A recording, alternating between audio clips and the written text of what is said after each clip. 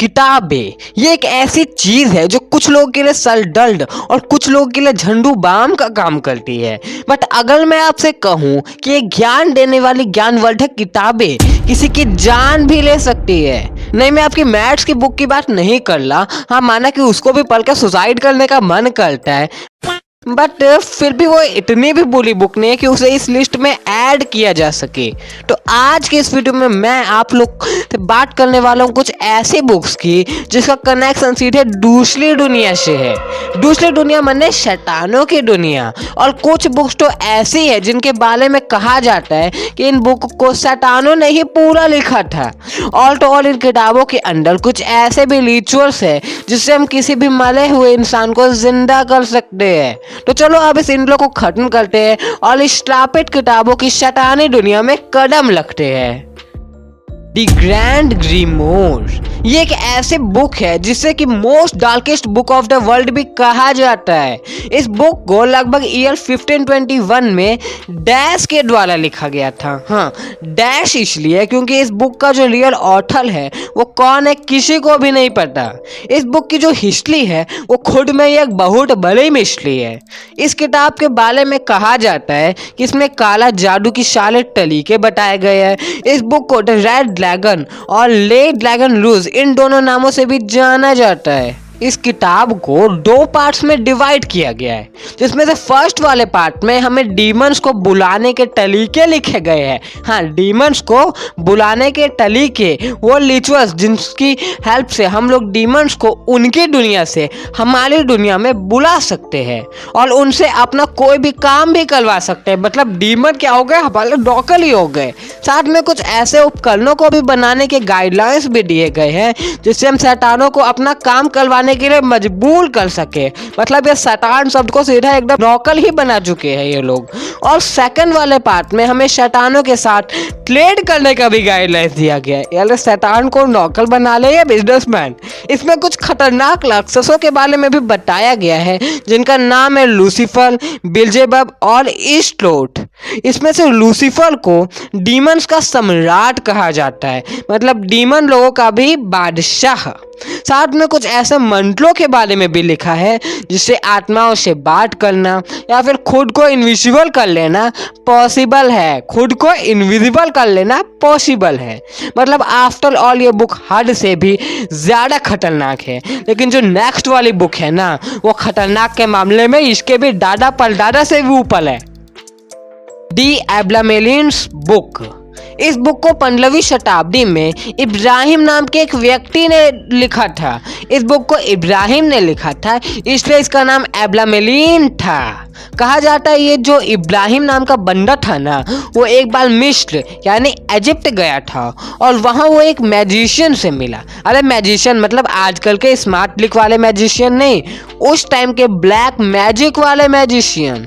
और इस खतरनाक मैजिशियन ने अपने इब्राहिम को काले जादू और काले रहस्यों के बारे में बताया था जिनकी मैं और आप कल्पना भी नहीं कर सकते।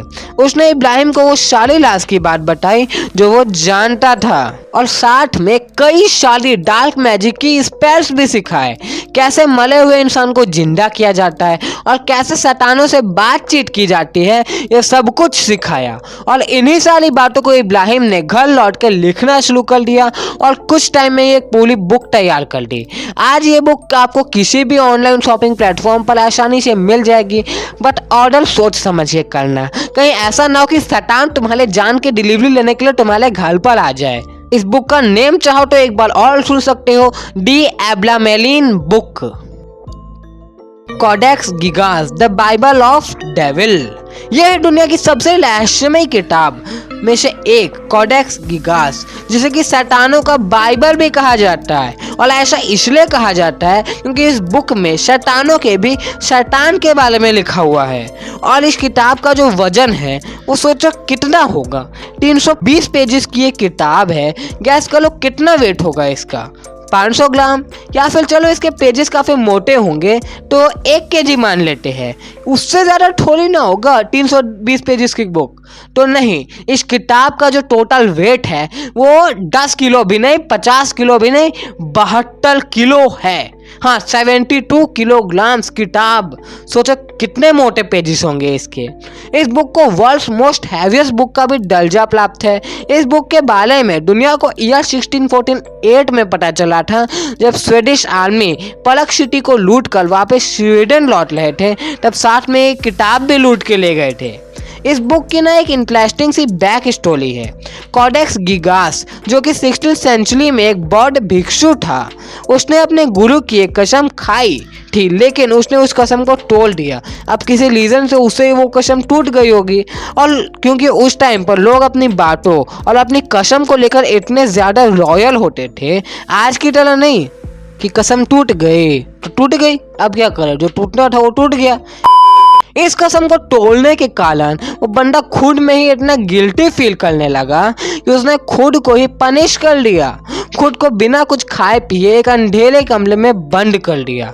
उसने अपनी पूरी लाइफ में जो कुछ भी सीखा था, जैसे काला जादू, काला रहस्य एक्सेट्रा वैक्सेट्रा, सब कुछ उसने एक ही रात में एक बुक में लिख देने का डिसीजन कर लिया, और ऐसा ही किया।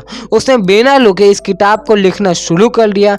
बट 310 पेजेस कंप्लीट होते ही उसे ये समझ आ गया कि वो और ज़्यादा लिखने के लायक नहीं है, तो उसने अपनी ब्लैक मैजिक की नॉलेज के हेल्प से लूसीफर को बुलाया। हाँ, वही शैतानों का सम्राट लूसीफर, जिसके बारे में मैंने आपको फर्स्ट वाली बुक में बताया था। फिर उसने लूसीफर के साथ एक डील की, जिसमें उसने लूसीफर को बाकी के 10 पेजेस लिखने के लिए कहा, और बदले में अपनी आत्मा उसे बेच दी। सुन लो, अपनी आत्मा उसे बेच दी, बदले में 10 पेजेस लिखने को कहा। डेनोस डीमन यानी कि लूसीफर ने खुद पेन उठाया और बाकी के 10 पेजेस लिखे। सुनो, लूसीफर ने खुद पेन उठाया और इस शैतान ने 10 पेजेस लिखे। That's really very horror story. और अब उस किताब को साले स्पिरिचुअल्स करके ग्रैंड ग्लिमोल और एनाबेला डॉल के साथ वेटिकन सिटी के एक लॉकर में रख दिया गया है। बट उस बुक का जो लॉस्ट 10 पेजेस है, जिसे कि लूसीफर ने लिखा था, उसे बहुत पहले किसी अनजान इंसान ने चुरा लिया था। और आज वो पेजेस कहाँ हैं, या फिर उन पेजेस का आज कैसे यूज़ किया जा रहा है, या फिर वो पेजेस दुनिया में है भी या नहीं, इसका जवाब किसी के भी पास नहीं है। अनाथ की कहानी। अनाथ की कहानी जैसा इस किताब का नेम है, वैसे ही एक 14 साल के अनाथ बच्चे की कहानी है इस बुक में। इस बच्चे की स्टोरी काफ़ी इमोशनल है, क्योंकि इतनी छोटी सी उम्र में ही उसने अपने माँ और बाप दोनों को खो दिया। लाइफ में इतना बुरा होने के बाद उसने फैसला किया कि वो स्पेन जाएगा एक सक्सेसफुल इंसान बनने और अपनी किस्मत को आजमाने के लिए।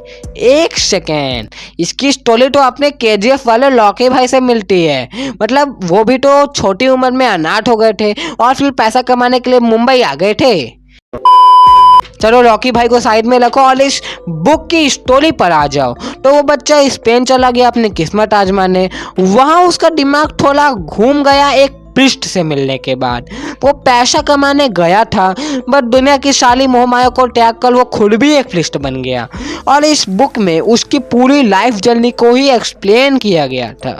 इस बुक को वैसे तो 16वीं शताब्दी में ही लिखा गया था, बट इसको डिकोड और ट्रांसलेट हाल में ही 2018 में किया गया, लगभग 400 साल बाद। अब आप पूछोगे कि इंसेन भाई वो सब तो ठीक है, बट ये बुक स्लापिट कैसे है? तो ये स्लापिट इसलिए है क्योंकि इस बुक को जो इसने भी ट्रांसलेट या पढ़ने की कोशिश की, उसका काम पूरा होने के पहले ही निधन हो गया। एट लास्ट 2018 में इसे सक्सेसफुल ट्रांसलेट तो कर लिया गया, बट उसके बाद 2018 में कार एक्सीडेंट में ट्रांसलेटर का राम नाम सत्या हो गया। इसलिए इस किताब को स्लापिट कहा जाता है, लेकिन मुझे तो ये बुक स्लापिट से ज़्यादा सनकी लगती है। मतलब ये बुक चाहते ही नहीं थे कि इसको कोई पढ़े या ट्रांसलेट करे, जो भी पढ़ता था उसको सीधा ऊपर ही बुला लेती थी। सोयागा की किताब। तो अब मैदान में उतरने वाली है सबसे special book, the book of Soyga. आप एवेंजर्स के थॉर को तो जानते ही होंगे, उसको जानो ना जानो उसके हैमर यानी म्योनिल को तो जानते ही होंगे, जिसे ऑल फादर ओडिन ने श्राप दिया था, या नहीं श्राप नहीं वरदान दिया था या फिर श्राप ही दिया था, कुछ तो दिया था जिसमें उन्होंने मंटल फूका था कि इस हथौले को केवल वर्ल्ड इंसान ही उठा सकता है। वैसे इस किताब की साथ भी कुछ ऐसा ही सीन है। इस किताब में एग्जैक्टली क्या लिखा है ये कोई नहीं जानता, क्योंकि जिस लैंग्वेज में लिखा हुआ है वो लैंग्वेज ही अननोन है। ये लैंग्वेज दुनिया में एग्जिस्ट ही नहीं करती। एक बार जॉन डी नाम की एक बंदे ने इस बुक को डिकोड करने की कोशिश की, बट क्योंकि उसे ये लैंग्वेज समझ नहीं आ रही थी इसलिए उसने एक एंजल को समन किया। हाँ, उसने एक एंजल को समन किया जिसका नाम था यूलियल। वो पुराने टाइम में होता होगा ये सब, याद रखना ये 400 साल पहले की बात चल रही है। तो उस यूलियल नाम के एंजल ने बताया कि इस बुक को जो भी ऑथर ने लिखा था उसने इसे एक खास स्पेल में बांध रखा है। इस किताब के अंदर जो ज्ञान है वो अगर किसी इंसान को मिल गया तो वो पूरी दुनिया को कंट्रोल कर सकता है, इसलिए इसे सिर्फ इसका वर्ल्ड इंसान ही रीड कर सकता है। ये सब तो बड़ा ही फिल्मी लगता है। जब 1608 में जॉन डी की डेथ हो गई तब ये बुक अपने आप गायब हो गई। सब लोगों को लगा कि शायद जॉन डी ने मरने के पहले इस बुक को डिस्ट्रॉय कर दिया होगा, बट ईयर 1900 में जॉन डी के डेथ के 300 साल बाद ये किताब अचानक से एक साथ एक नहीं 2 जगह पर प्रकट हो गई, एक ब्रिटिश लाइब्रेरी में और एक बॉडलियन लाइब्रेरी ऑफ ऑक्सफोर्ड में। किसी को पता नहीं कि ये कैसे हुआ। तो ये 5 किताबें थी ऐसी किताबें जो खुद में ही रहस्यों से भरी पली है। तो आज की वीडियो को यहीं पर ख़त्म करते हैं, वरना डीमन किंग लूसीफर मेरे घर पर आ जाएगा ये किताबें मांगने। वीडियो अच्छी लगी हो तो वीडियो को लाइक करना और ऐसी ही ऑल इंटरेस्टिंग वीडियोस के लिए हमारे चैनल को सब्सक्राइब करना। See you in the next video, तब तक के लिए बाय बाय।